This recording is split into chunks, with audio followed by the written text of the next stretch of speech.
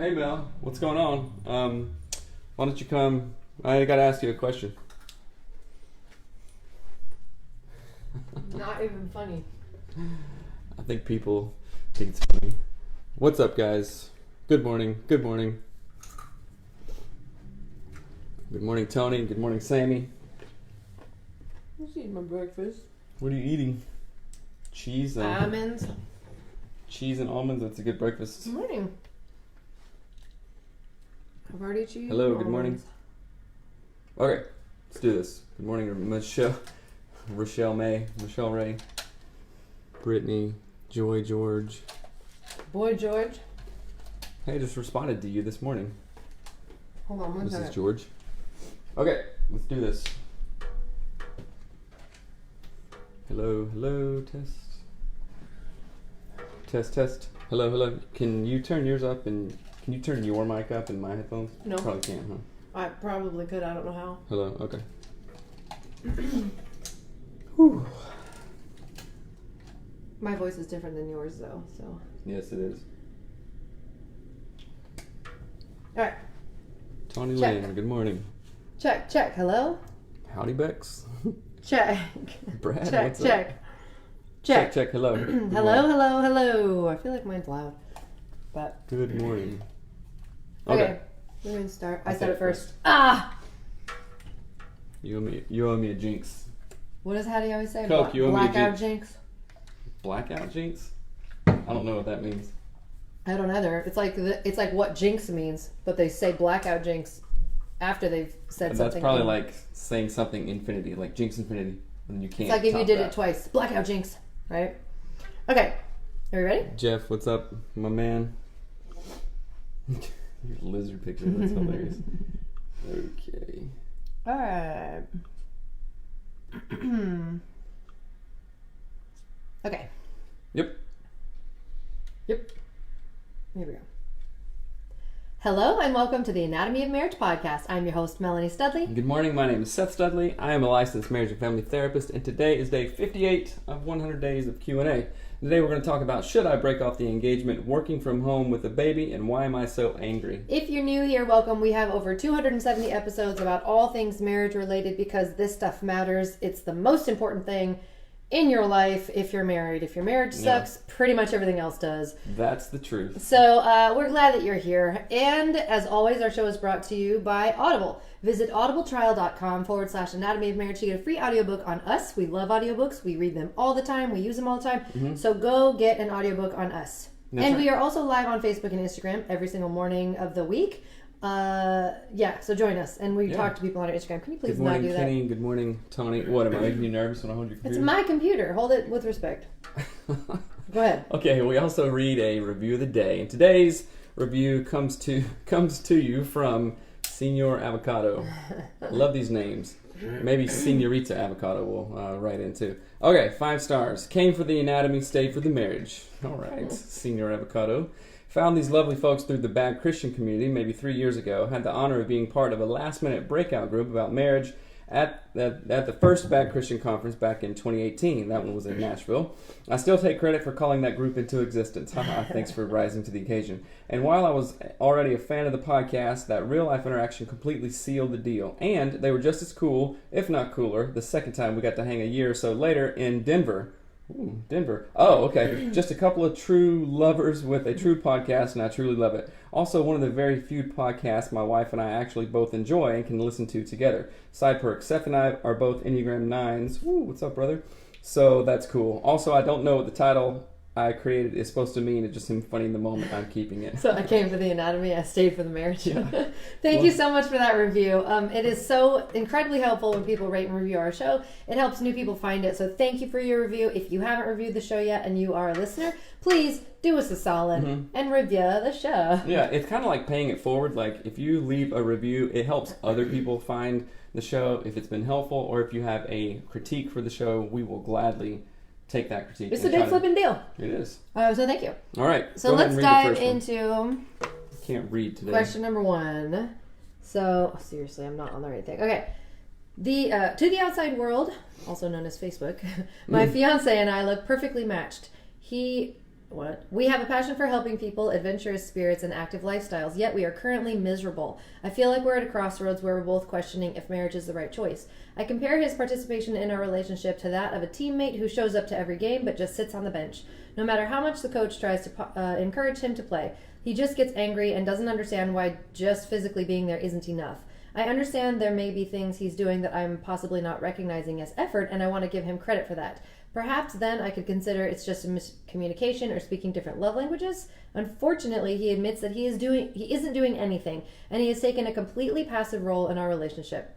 I'm incredibly confused. He is a confident, driven, ambitious, and positive person in every other aspect of his life except with me. Why is it that I don't get that version of him? I feel like our relationship is on life support. He is standing back with folded arms, watching as a mere observer, waiting for me to miraculously cure myself. As my condition just continues its rapid decline. From my perspective, I see he has all the life-saving tools at his disposal, and any intervention could turn things around. Why not at least attempt resuscitation? Attempt anything. We've been in couples counseling since February, and I still feel completely disregarded in our relationship. Is it time to just pull the plug? It's a hard question, but thank you for asking it.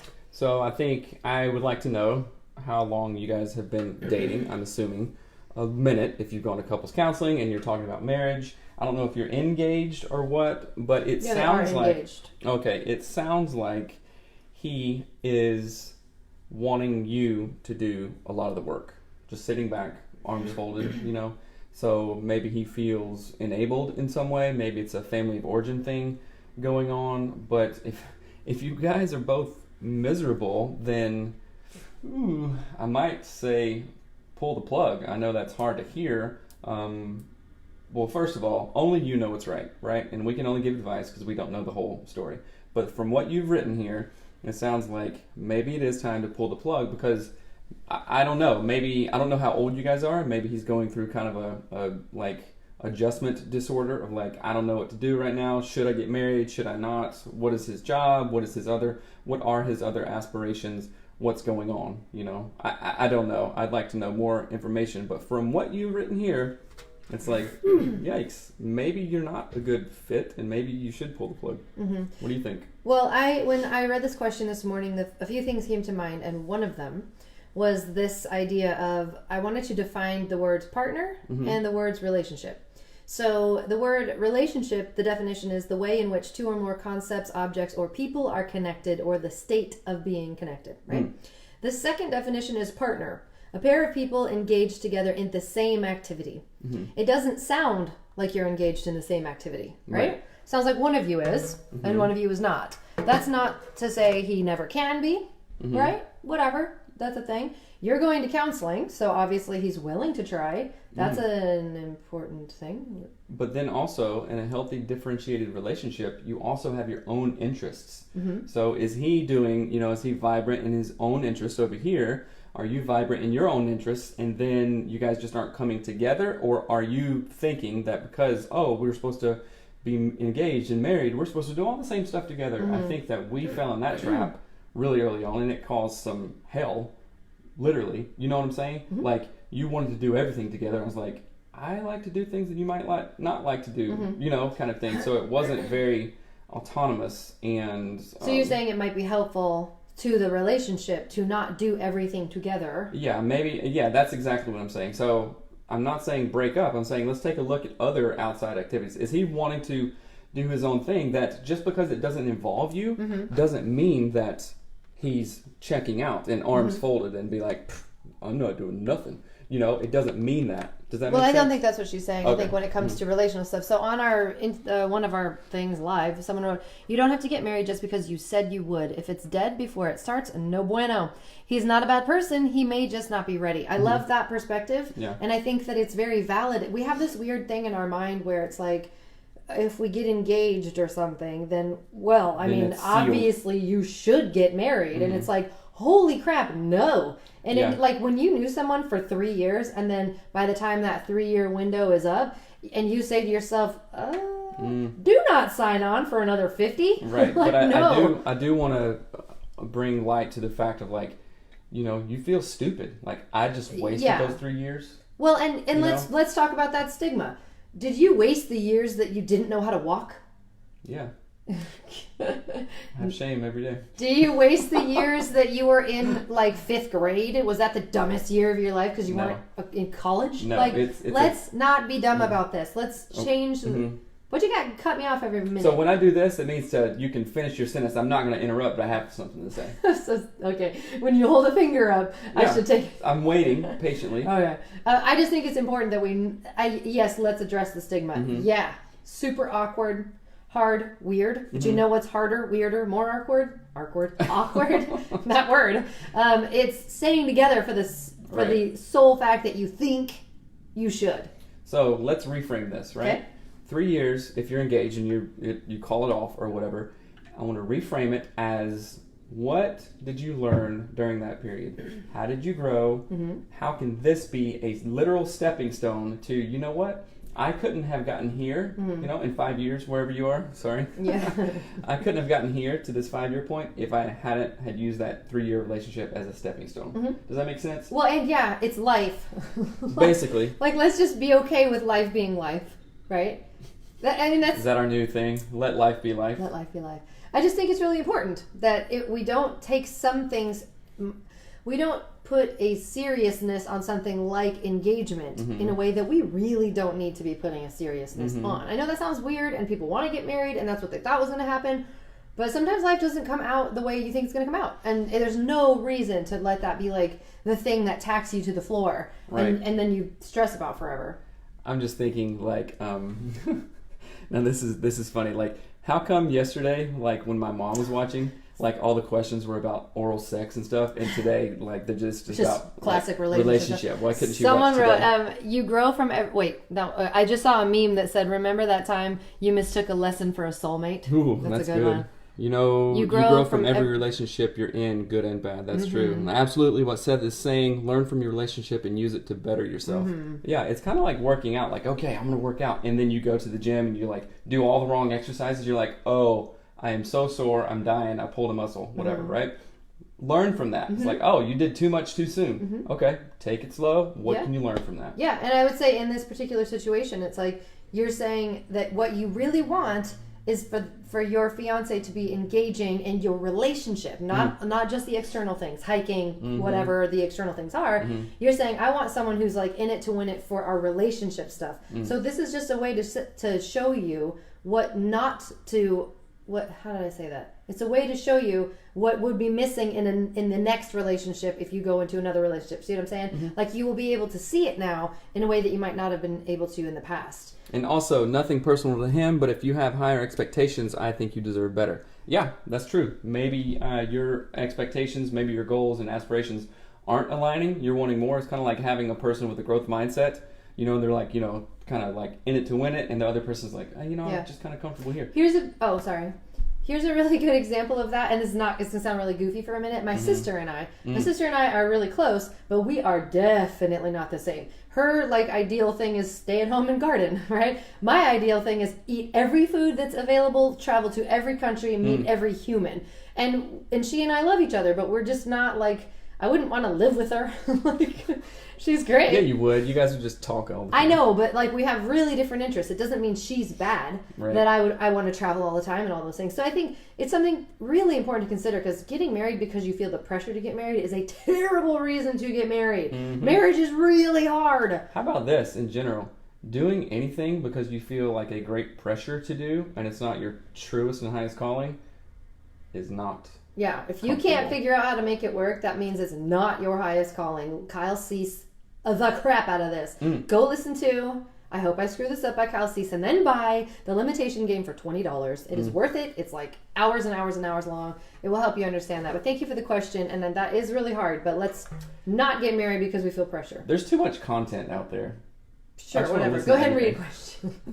You're so rude. I am. I'm not sure what to do. I'm a stay-at-home mom to a under 1-year-old, and my husband works long hours at his job. He said some days he feels jealous that I get to stay home and spend so much time with our son. He gets that it's work too, but he wishes he had the option, even though he has said he wouldn't actually want to stay home. I have offered to go back to work, and he said he would ideally like me to work from home, but I have not had any luck finding virtual jobs this far. I don't know how to help or support him at this time. Try to keep it short, but hope I put enough details in your answer. for us to help you answer. answer. Thank you. Thank you for the question. Yeah, that's a good question, and I'm sure every mom and dad listening is like, okay, Yeah. peaked ears, you know. That's a really hard place to be. Mhm. I would like to know what your opinions are on that from like, just because we've been there before. Right. Which was kind of different because we had 2 kids like fast. Mhm. So, I don't know, that kind of changed things. I had 2 little kids. It's not Right. like I really could do anything. Right. But I worked when our kids were little. My mom would watch our kids. Mhm. And I worked because I needed sanity. I needed to get out of that house and away from those children.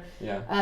But what's your perspective as a man? So one thing I think is like, okay, leaving the house and working at a job, and sometimes if I ever had like the thought of like, oh, I wish I could stay home or whatever, that's kind of more of a reflection like I don't like my job. Yes. kind of thing, you know? Yeah. So, and that, okay, this is something that I was going to say that women can't understand, but that's too much. Excuse me? Oh. Go ahead and tidy that mess up. So, no, it's not a mess, it's the truth. And even your reaction to it is like, I don't think you understand. But that's fine. So, the pressure of like, okay, wanting to be a provider, you know, and like, okay, you are staying at home, right, watching the kids, and that is work.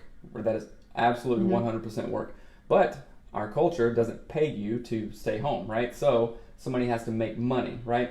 So, sometimes it feels like, and maybe this guy feels this way, as like, I have no option. If I don't work and leave the house, then all that is at the house the house itself doesn't function. Yeah. You know what I'm saying? It's kind of like, and I think of, okay, say a million years ago, like we're in a cave and we have a baby, right? You're not going to leave the cave and go kill a deer, right? But like, okay, it's freezing cold, my leg is halfway broken, I have to go and get a deer, otherwise I die, you die, and my kid dies. And you heard of Nuts and Berries. Gatherer. Come on now, work as a team. It's winter, ain't no berries around. I put them in storage because I'm that kind of lady. Proverbs 31. Oh, God. And her...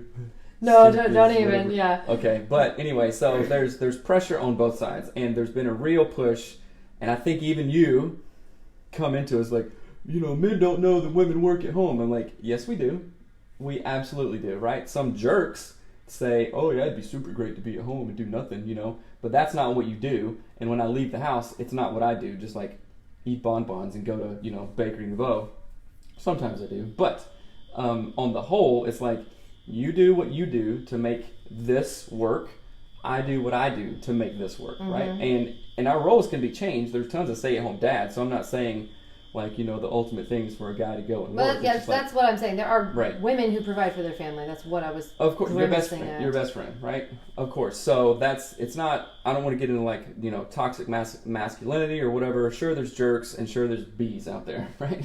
But this is not a case. I can understand like the husband, you know, kind of passively saying like, I wish I could stay home, you know, because he probably genuinely really would like to not go to work and deal with a bullcrap boss or like people or whatever, you know. It's just like you'd be like, you've said it to me, I wish I could, you know, go and do notes and work remotely at a Starbucks. Yeah, okay. Well, who wouldn't from a screaming, puking baby, you know? Everybody would. So what does it look like in balance there? In balance. I would like to stay home sometimes, you would like to leave sometimes. Just so happens that I leave more and you stay home more, right? But if that changes, then that's fine. I'm actually hoping it does, you know, to some degree. Are you answering this question? Yes, I am. Okay. I'm saying, well, what is the even question? It says, I'm not finding luck finding a job. I don't know how to help or support him at this time. I think Seth brought up a really good point in the beginning of what he was saying, that this is more of a comment that your husband is probably not enjoying his job, right? And so there is a way where you can have a very explicit and clear conversation with him. Maybe you use the clearing structure at anatomyofmarriage.com under the tools section, and you let him fill it out. When I'm at work, I feel this, right? And it's not like a confrontational thing. It's just a clarifying thing, clearing structure, right? It's a conversation starter. You're clearing the confusion or what people are feeling, and then you're having a conversation around that. Because I think, in a way, you want to identify what it is that he's feeling is lacking, right? It might not just be the job part. It might be the satisfaction part. The like, I don't feel like we connect, or I feel like I'm gone so much, or whatever, right? So how can you have a conversation around that will pull in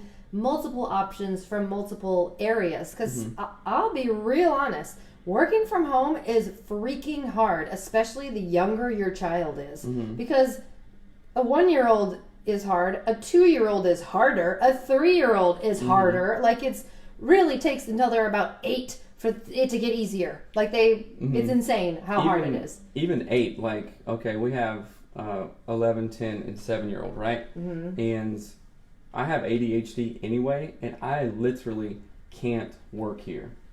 And you think I can, but I don't think you can. I think you ought to try. Well, I have tried. I'm like, I absolutely can't. I think it's partial to do with anxiety and stuff too. Sure. But less of that and more of like whatever. But I'm just like, I can't even think about stuff. You're super good at it. I mean, well, it's also very different. I have a job I adore. You have to do notes, and that's boring. Yeah, I would hate that, but I'm mm-hmm. doing something that I can actually get like lost in. Right. So that's why I'm able to work at home and tune the kids out, and it doesn't. You know what? bother me. If we had a garage and the kids were here screaming and whatever, and I was working on tables, like doing woodwork, I could You'd be out fine. there all the time and be like, stop it, start it, stop it, start it. But like with my level of work and like writing stuff, it's just I have to completely be like all my brain there. You know. Yeah. But I want to say so. Here's a call out to the people in this group, ladies who work from home or men who work from home. If you have any ideas, throw them up right now. Put them on here. Bring some ideas for working from home, just because that's a way to love this listener who wrote in. But also, I would say, look for your skills. Like, I used to teach voice lessons from home, but then also when Mariner was born, I taught voice lessons at a studio in Issaquah, a city near us, and I would literally go. Like, I'd be gone for a few hours at a time, and it was always in the evening and weekends. So Seth would come back and meet me, and I would literally nurse our kid, give him back to Seth, and continue teaching. Like, I was in it to win it, right? Meaning, it was really vital for me to have something to do, and it was helpful for us financially because we weren't paying a babysitter. Seth would watch the kids on evenings and weekends, or my mom, or whatever, during the weekdays. So there's ways to make it work. I would say start with what your strength is. Don't just look for a job. I mean, that's here's a good point. So there are tons of online jobs that you can do and work remotely from home. Like literally everything from data entry to like super, super boring, no brain kind of stuff to like reach out to podcasts like ours and say, hey, do you need any help? You know, and we barely have any money, but things like, oh, you can do transcription, or you can do... Get in where you fit in, right? Can you do audio editing? Can you do video editing? Are you good at email lists? Stuff like that. Like, Could you learn those skills? That's how I learned. That's how I make this podcast. That's right. I did it myself. Okay, I'm going to read something. Definitely think there needs to be clear conversation about their roles/goals/desires about their current situation. Yep, I agree. I think sometimes men feel a lot of pressure to provide, and her being able to also provide a small amount of income might help relieve the pressure. That's right. And somebody else says, so true. Yeah, you're knocking the thing over. Watch other children, question mark. Oh, that's a good one. I've also seen women doing car rider line for those moms who can take their small children with them without interrupting their schedules too much. I don't know what a car rider line is. I don't know. Virtual assistants to photographers, videographers, florists, etc. That's a great one. Exactly. That's I think a really awesome thing when you only have one child. I know kids are a lot, doesn't matter how many you have, but if you have the ability to watch somebody else's child and you're flexible and can like drive and pick them up, that's huge. That's a great option. Okay, but really get in where you fit in. Find your niche, find what you're talented at, and just start figuring it out. Ask people. Get proximity principle. Yeah, by Ken Coleman. Like just Ken Coleman. Ken Burns. Okay, great question. And okay, this is a good one. Yeah. How do you choose kindness over cruelty? How do you choose love over hate? How do you choose to speak life rather than death? These are the things I'm constantly wondering. I want so badly to be known as a gentle and loving mom and wife and friend, but how? Why does it seem so impossible for me to choose kindness over love and life? Deep down, I know that I want to be a giver of all things that are loving and pure, but what comes out is wrath and hate and cruelty. It's almost as if I'm incapable of doing what my heart actually desires. Why can't I get off the roller coaster and just be gracious in my words and actions? Why do I snap when I really want to do is hug? Why do I speak harshly when what I really want to say is I love you, it's going to be okay? Why is there so much hardness in my heart when I desire to be soft and gentle? Why is it so hard for me to confront my husband in his anxiety rather than being harsh and saying things like, you're fine, get over it? I don't understand how my desire does not and seems to be unable to match my actions. How do I become a person that I want to be deep down instead of this monster that I've created? Did the Apostle Paul write in? I know. So, okay. Why do I do what I don't want to do, but I don't do what I want to do? That's exactly right. So, okay, I'm going to read. Hold on, I'm holding it. Oh. I'm going to give my take and then you give yours. So, first is, how do you choose kindness over cruelty? Simply, you choose it. That's all. How do I choose to love over hate? No, I'm not joking. And again, this podcast is something that I need to hear every single day. So it's basically a big journal that I should read to myself. Anyway, how do I choose to speak life rather than death? You only think about life. What we focus on expands, and what we feed will grow. You know, like there's this old native saying, there's two lions. No, there's two wolves. You know. And the one you feed grows. The one you feed grows. What you focus on expands. And then the very last, how do I become the person I want to be deep down instead of this monster that I've created? If you created something, you can destroy it. If the power to create something is much more difficult than, here's the point. If you created it, you can have ownership over it and you can undo it. You can, right? It's not too far gone. You understand what I'm saying? Yes, but I would dare to suggest that she did not create it. She fed a wolf that probably is family of origin. Okay, yeah. And I'm not trying to blame your parents for sure either, but your awareness is curative. Your awareness starts the process of this change. And here's the first thing that I think of. You said, how do I choose kindness over cruelty, love over hate? And y'all are going to think I'm nuts, but this is the most helpful thing for me. I have to imagine what my children are seeing or what my husband is seeing when I'm a total B word. And I am Voldemort. Let's come up with some things that are terrible.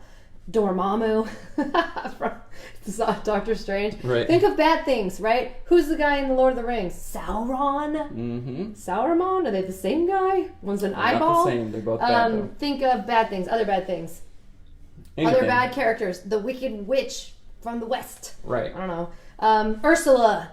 Don't be Ursula with all your legs and freaking out with your big hair. Like, stop with the Ursula and then figure out who you want to be, right? So let's make two opposing characters. Who do you want to be? Ariel, she's a little weird.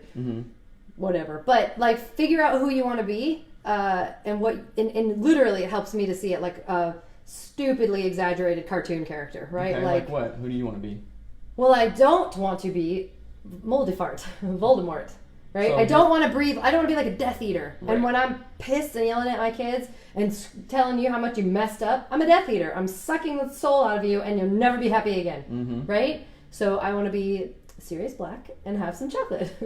But the way I think of it is I need to know what I don't want before I can set out making what I want. But then the second part of that is I have to see myself being what I want to be in my mind before it's ever going to take place in the actual world. Right. So I have a practice I do at night. It's incredibly hard and I don't succeed at it very often. But when I lay in bed, I try to visualize the things that I want to be, how I want to behave, what I want to do, the things I want to accomplish. I've just recently started it, and it's super, super hard. But I literally from Napoleon Hill, Think and Grow Rich? Yeah, and a mixture. So it's a mixture of Think and Grow Rich and like the Kyle Cease Evolving Out Loud stuff.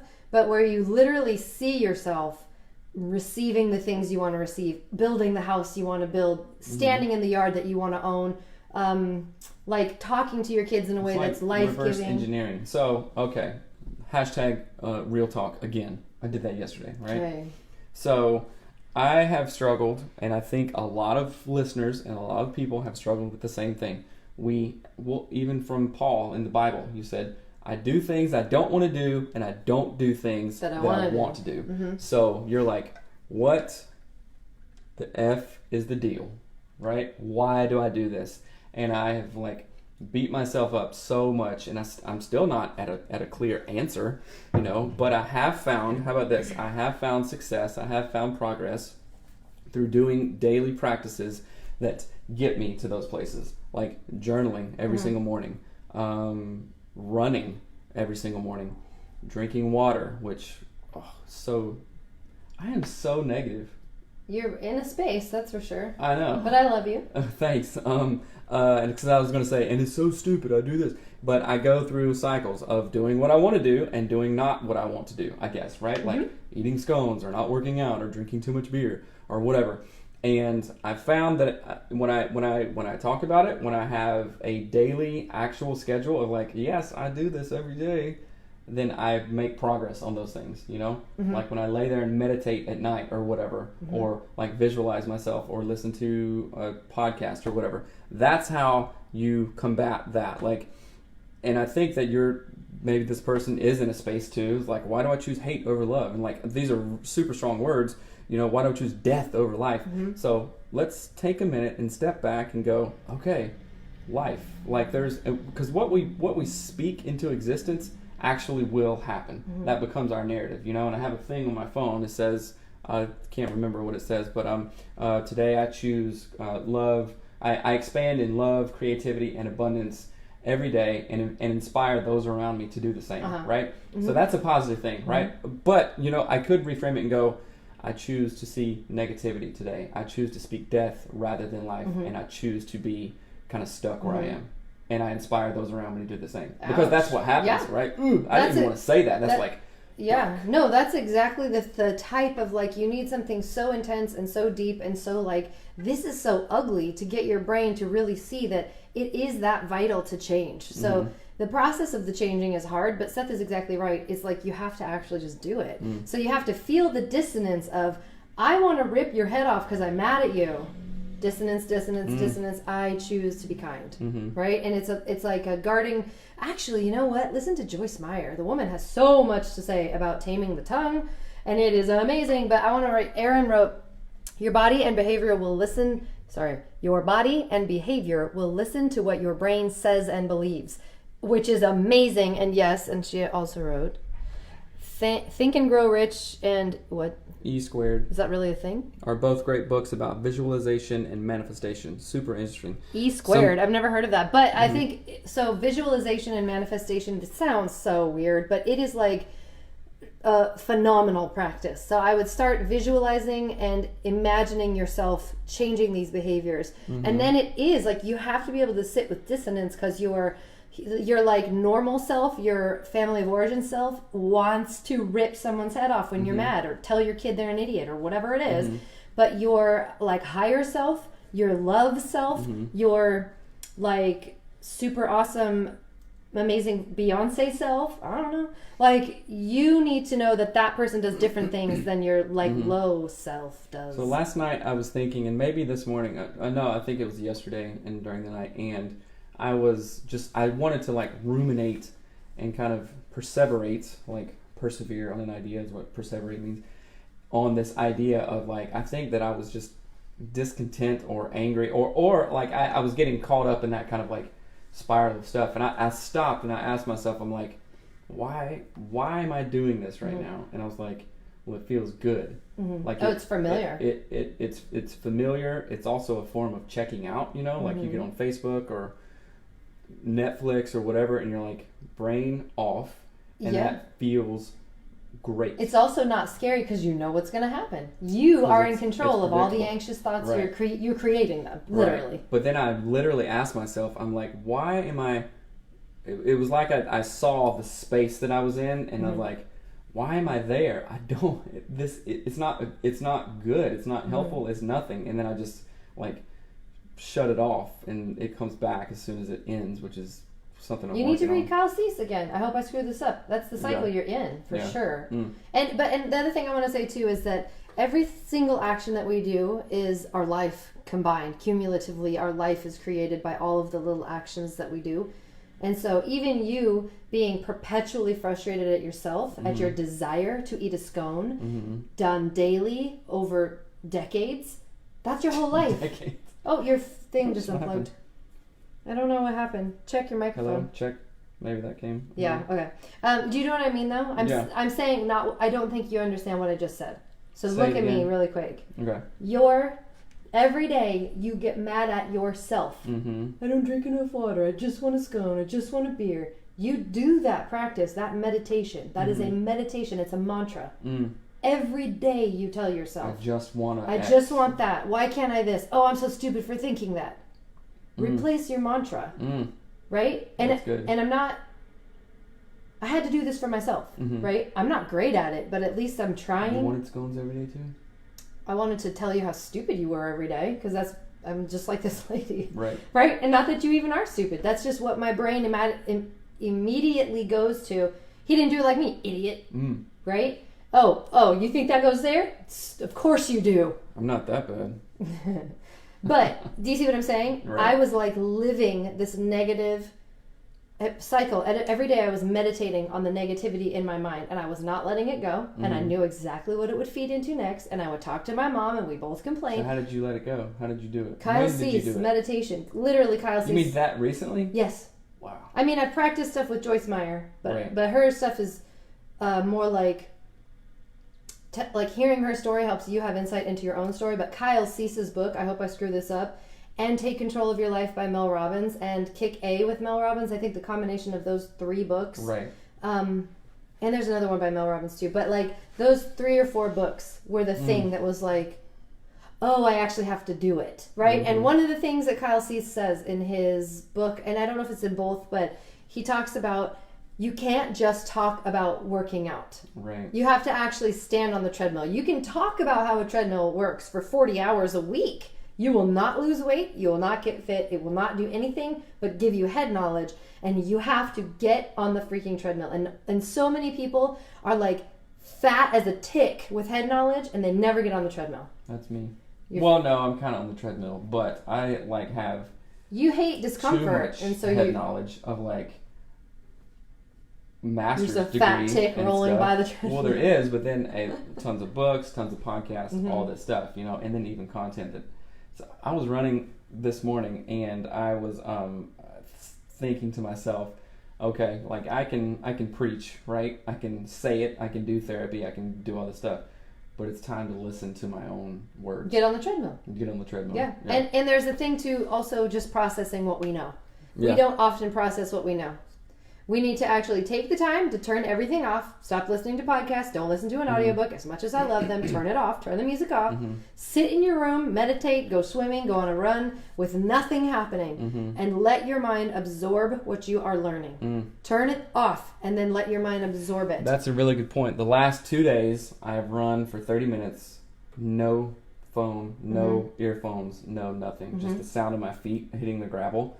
And it's been pretty good. Yeah, it's actually really crucial. But I want to just say, like, you have to get on the treadmill, and the dissonance that you feel is progress. The pain you feel is growth. It's all a part of the process. So honor the process. Honor that it is a process. It's not overnight. And even if you can change the behavior overnight, your internal conflict is going to last for a while. Yeah. Right. It's Just fine. like I even say. And again, I'm speaking to myself, the only way out is through. And as you were talking, I was just like, I don't want to feel this dissonance anymore.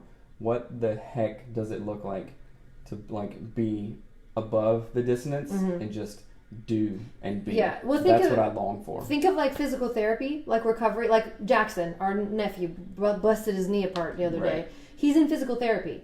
If he doesn't want to feel that dissonance, the pain of his knee hurting, guess what he's not going to have? The use of his leg. Right. Right? It literally is necessary for healing. So I just really encourage anybody who's dealing with this kind of stuff, who's trying to change themselves, the process is important. The dissonance that you feel, learn from it. Every time you feel it, be like, yes, I'm growing. This is stupid, but I'm growing. Right. Right? Because when we don't do that, we don't grow. If we just back away Preach from it. every time it hurts, we just never grow. Yeah. Someone Okay, I'm said- going to read a bunch of things here. So let's see. And Think and Grow Rich. Think I've never and heard of Grow that book. that was rude. I've never heard of that book. Think and Grow Rich. It's Thank Oh. and Grow Rich. Oh, It's it a is? different one than we're talking about. Pam Grout is the author. Sorry, I'll stop popping Oh. in. No, we love it. Mel just described me a 5. Fat as a tick with knowledge and never using it. Yep. Get on the treadmill, girlfriend. Aaron says, guilty. I'm super knowledgeable on what needs to be done. Time to get my bootay in gear. Bootay. Yeah, me too. Let's see. Boom. Truth bomb. Yeah. That's true. That's the hardest part. Knowing and doing are two different actions, and it's great to know. It's fun to know. Yeah. But doing is a whole different thing. And I totally need to stop talking, but I just want to say this, that like even in what's going on in our family life right now, knowing and doing are two different things. And putting yourself in the position of letting your knowledge transform your actual daily habits is incredibly hard. There is nothing more important than that, though. Do you know? Yes, there is nothing more important than that. And I don't know why this came up, but when you were talking, like you said knowing and doing, and you're super good at like knowing and then pointing out other people's, you're not doing this, and it comes off as you being a jerk and it's not good. But I want you to hear this. Like, I beat myself up enough. I don't need any of it from you. Does that make sense? Sure. Like, and that just literally like, oh, that is a real truth, because like this cognitive dissonance that these people feel in the Q&A, the other listeners feel, that cognitive dissonance is, I know everything about it, right? You're omnipotent? No. But listen, but it's like, I know all of that, and sure, somebody needs a good kick in the butt sometimes and everything. But coming from like your closest partner, it's like, I don't need any of that from you. I don't need any more like, you're not doing this, you're not doing that, why don't you XYZ kind of thing. Because then what that does for me is like, thank you. Well, and I think this is a really good conversation, and we'll continue at a different day. But I do think there is something to say when, like, I've watched you for 15 years stay in the same pattern, and it's not sustainable for us to reach our goals just as a family, what we want to do with Anatomy of Marriage, what we want to do with our children and as a couple. So that's where there is a dissonance that we need to resolve together. So to be continued. So there's a really fine line between there of like you're being a coach or a nag. You know what I'm saying? Does that make sense? A noche. A cag? Yeah, a cag. Okay, you guys, awesome. One more thing, people will respect and acknowledge our words so much more when we show up with results and lead by example. I know we're supposed to end, so I created this thing, which I thought about this morning, and it's called the Cold Dip Society, right? And it's a funny thing, and me and Hattie and the kids do it, and it's doing the cold dips, right? And we were at the river a couple days ago, and Hattie wanted me to, she was like, Dad, Cold Dip Society, and then started Cold Dip Society, a chant, and she was like, Dad, you're the leader of the Cold Dip Society, so you should go. And it's like, you're exactly right. And it's this small thing, but it was so illustrative of like other bigger things. So yeah, we can have a knowledge of the cold dip or whatever, but until we do it and like sit in the cold water and do the work, then boom. And that's what everybody hates about like people in the church. Oh, they're so like, they say this, but they do that. Like, walk your talk. If you say it, do it. Like, don't pretend. And that's dividing. People don't like that. That's why people write in and say, I don't like you telling me what to do. Well, I'm not about thinking and not doing anything. Okay, one more thing. So, I can't have someone close to me try to help me lose weight. I need a stranger screaming at me while I run and cry. The lack of relationship takes away the personal insult. Yes. That's what the coach is. Because when she starts her bull crap, I'm like, not bull crap. I want to say it respectfully. But I'm like, you're just breaking me down. You're not helping, right? You want to know what's funny about that? But if a coach did it, just like Tony is saying, it's like, I don't even know you. I don't care about you. I just want you to grill me and drill me in the ground, and then I can walk away and be like, thanks, dude. What's funny is maybe I shouldn't even tell you. Never mind. I'm not even going to tell me. Nope. Tell me. I want to read this comment. Uh-oh. I wonder if you have a one wing, Seth, with an inner critic. Coming from a one, it's hard to hear a critic from others because you're already criticizing yourself, and people just want to genuinely help. Well, you're a 9. Probably, it would be a one wing, 9 to 1 or 9 to 8. Or what? That's interesting. That I've never thought about that. That is really, really good. Yeah, an inner critic. That's all I do. But also, when something is asked of one or the other spouse, we can only ask so much before the anger comes. What about when coaching doesn't work and nagging seems the only way to have something get done? For example, chores. See, I feel you. I feel that comment. And that's where I get, this is a great conversation. We need to have this conversation. I think having it in real time is appropriate because that is what I struggle with, where I'm like, that's why the Lord created chore lists and to-do lists. Like, this is easy. Don't talk to me about what you feel about it. Let's just get it done. So to be continued. TBT. Nope. TBC. TBC. CBD. All right. Another longest podcast ever, 42 minutes. So We love you guys. Thank you. Yeah, 9 Wing 1. Yeah, okay, I'm going to go look at that like 2 seconds from now. 9 Wing. Okay. 9 Wing 1. Oh, I don't know. So, okay, we love you guys. Remember to go rate and review the show. And look out for our brand new premarital series coming up. It's coming out soon. But please rate and review the show. Send in your questions to hello@anatomyofmarriage.com. And please share the pod with your peeps. It's That's right. important. All right, we're ending this, but we'll stay on our lives Share this for stuff. funds. Later. All right, bye. All right, what did she say? I go from 1 to 100 when I ask something to be done and come home and it's not done. Yeah, it's annoying. Keep talking and singing. That's true. So, okay, thank you guys. We gotta upload the thing and then we have a Super good. meeting, so. Oh, yeah, we have a coaching call. I ain't got time to Super sing. good convo. And, all right, love you guys. Bye. Thank you for being awesome and having so much fun and commenting. Bye.